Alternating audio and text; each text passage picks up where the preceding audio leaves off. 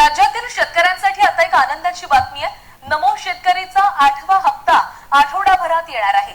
शेतकऱ्यांच्या खात्यामध्ये 2000 रुपये येणार आहेत।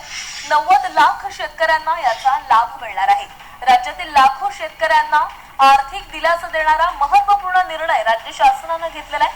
नमो शेतकरी महासन्मान निधी योजनेचा 8वा हप्ता पुढील आठवड्यामध्ये थेट शेतकऱ्यांच्या बँक खात्यामध्ये जमा होणार।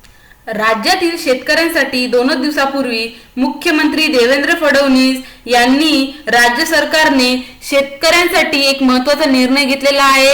गेल्या काही दिवसांपासून जो काही थकलेला नमो शेतकरी योजनेचा 8वा हप्ता आहे ते वितरणाला सरकारने मंजुरी दिलेली आहे। याबाबत सोमवारी निर्णय झाला असून शासन निर्णय जारी करण्यात आलेला आहे। त्यामुळे लवकरच शेतकरी महासन्मान निधी योजनेचा जो काही 8वा हप्ता आहे तो तुमच्या खात्यामध्ये जमा होईल। तर कोणालाही काळजी करायची गरज नाही।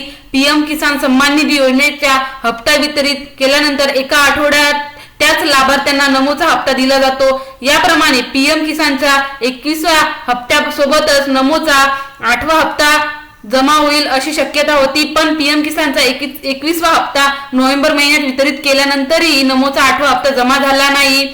यामुळे मागील 3 महिन्यापासून शेतकरी नमोच्या हप्त्याची प्रतीक्षा करत आहेत। दरम्यान सोमवारी सरकारने 8व्या हप्त्याबाबत 1774 कोटी रुपयाचा निधी वितरणाची मान्यता दिलेली आहे।